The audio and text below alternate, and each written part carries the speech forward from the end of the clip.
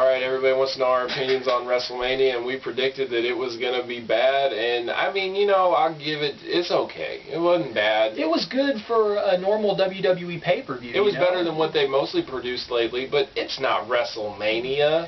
WrestleMania has WrestleMania moments, surreal moments that you never thought would happen. The Rock and Hulk Hogan at WrestleMania 18. Before that, Austin and The Rock at WrestleMania 17, they had a great match. Austin turned heel and joined Vince, something nobody thought would happen, a big heel turn. That's a surreal moment. A surreal moment is Bret Hart and Shawn Michaels going an hour at WrestleMania. Yep. A surreal moment is Shawn Michaels and Chris Jericho, or Shawn Michaels and Kurt Angle, or Chris Benoit winning the world title for the first time at WrestleMania 20. Those are surreal moments. Now, you name me surreal moments from WrestleMania 23. Vince McMahon shaved his head. That's a surreal moment in wrestling history? Austin gave Trump the stunner. That's surreal? Don't think so. You know, what else happened? Taker won the belt again. A good moment at WrestleMania was Jeff Hardy dropping the leg on Edge and breaking the ladder. Yeah. That was cool. That was cool. That was very cool. We knew Money in the Bank was going to be good, though. Okay, and let's talk about that. Okay, Benoit and MVP, solid. It could have gone longer and it could have been better, but it was solid. It wasn't bad.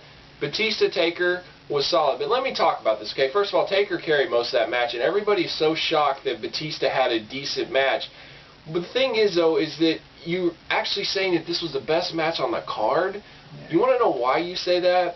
Because you think Batista sucks, and you can't believe that he actually did something decent. Yeah. So you're settling for mediocrity. All of a sudden, you're making something decent, something great, and it's not even close to great. Nothing. You know, okay. You go over the main spots, you know, Taker dove over the ropes, Batista powerbombed Taker through the announce table, whatever, slammed him. I mean, whoop-de-doo. Yep. It was more than what you expected out of the match, but it still wasn't much. Okay, and then what else happened? Ashley and Melina, the dance-off. And the billionaire match was garbage, and then you had the main event. There's only 8 matches for the card. Come on now. And don't forget about Khali and Kane, too. Oh, yeah. Woo-hoo. So that was the show stealer. And then you had HBK and Cena, and HBK will tell you himself it was a terrible match. I didn't think it was that bad, honestly. I thought that HBK sold his ass off. I thought that he busted his ass. He carried that match. Oh, some good false But to have him tap out to the STFU, okay, Cena is not a credible submission guy. He's not a credible champion, period. To beat Triple H, to beat Benoit, to beat HBK to the STFU, it's just a joke. And Vince, nobody buys it. No. Nobody buys it. And let's go over it. Okay, this is my thing now that I've realized. Even after I watched the Hall of Fame and I've watched WrestleMania. Listen to Dusty Rhodes' speech. Listen to his speech, because in the 1980s and even before that, the guys gave their lives for the business. It wasn't for a paycheck. It wasn't for the fame.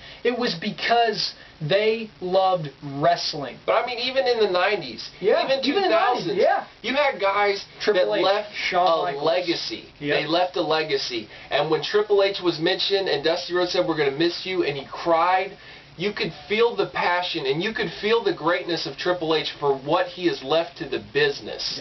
You will not get that same thing from John Cena or Bobby Lashley or Batista, because they're not going to beat credible people, because they have no credible people. They're pushing all the wrong superstars, and their legacy is nothing. They don't have any more honor. They don't have any great matches anymore. I mean, there's solid matches too. Maybe every now and then there's a really great match to talk about, but I mean, overall, it's terrible. Three great matches a year? And what did WrestleMania do for their future? It did nothing. Nothing. Undertaker won the championship, okay? He's on his way out. John Cena retained the championship. Everybody's tired of seeing him. And why did people only care about those matches? Because HBK and Undertaker were in them. And not just because they are superstars. They are great wrestlers that will be remembered for a long time after they are done with the business. And I understand why a lot of WWE fans hate us, because you're a new generation. Our generation is HBK. Our generation is Triple H. Our generation is Chris Jericho and Chris Benoit and Eddie Guerrero. Our generation is even Hulk Hogan. Your generation is Cena and Lashley and Umaga and Batista, and we hate that. we're never going to get along with you two. If you actually think that we're going to respect your opinions over supporting sports entertainment garbage, because it's not about wrestling anymore. It's not about how great of a match you can have. It's about money and entertainment. Yep, and that's why we are fans of total nonstop action wrestling, because they are about passion. They are about emotion. They are about having great matches. They're about going out there and leaving a legacy in the ring. And yet you people want to bash TNA for doing everything that the wrestling business should be about. That is what it is about. Granted, they have their faults. And people keep on saying we don't mention them, but we do. We do mention their faults. But damn it, it's way, way, way, way better than the WWE. It's not even close. No. People are like, hey man, I bet TNA's worried now after that great show. WrestleMania crapped all over TNA. Are you kidding me? Have you watched TNA? They have already beat and surpassed WrestleMania. When you tell us that WrestleMania is better than anything TNA's done in the last couple of years, I know you're not watching TNA. I know that for a fact. Or you have no clue what real wrestling is. You had your time to shine as WWE wrestling fans, and the WWE, once again, in my opinion, lets the fans down. Yep. And now it's our time. It's our time, because Lockdown is coming April 15th. And they've already sold 5,600 tickets. Biggest crowd yet. 5,600 tickets. Biggest show yet. The card is great on paper, and it's going to be an even better show. And we know it. And we're going to be there live to experience it. And you know what? I feel sorry for all the WWE fans, because they will never have an experience like that in their lifetime if they don't go to a TNA show. One more couple things. Edge wants the belt again. And if that means that he has to feud with John Cena, are you kidding me? You know, if WWE was smart, they would push CM Punk, they would push Elijah Burke, they would push Johnny Nitro, they would push Benoit to put over some young talent, maybe like a Ken Kennedy. Have Benoit champion, have Ken Kennedy beat him. Then he's credible. And Ken Kennedy's Mr. Money in the Bank. Well, guess what? He's already jobbed to Taker. By Batista and Taker. And he lost to Lashley. So what are they doing? And Cena is getting booed out of the building. The Smart Mark fans hate him, and the 14-year-old little kids love him.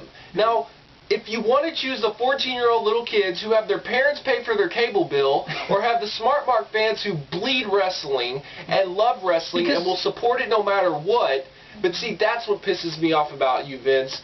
What pisses me off about you is you're going to pick some little 14-year-old kid because he buys a T-shirt at your event over somebody that buys a But he doesn't buy the T-shirt. His parents buy the T-shirt. Parents buy it. To make him happy. What has Cena proved? And how have ratings gone skyrocket? They haven't. No, they haven't. The bottom line is people are going to watch whatever the WWE produces because they think it's the only show in town, or they're too emotionally stuck, or they love the WWE so long that they want it to be better and they just have hopes it's going to get better, but it's not, people. I'm telling you it's not. The smart marks of this business are the people that actually go out and tell the casual fans to watch. Because anybody who comes in and has a wrestling shirt on, I'm always like, hey, you know about TNA wrestling? And they'll say yes, or they'll say no, and then I'll tell them what time it's on and to check it out. You know? It's always about promoting the business. We've never been ashamed about loving wrestling. We'll wear our wrestling T-shirts in public. We love wrestling, and WWE is nothing but an entertainment soap opera joke.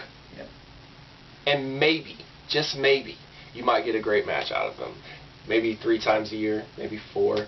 TNA, 6 great matches on 1 pay-per-view. Top that.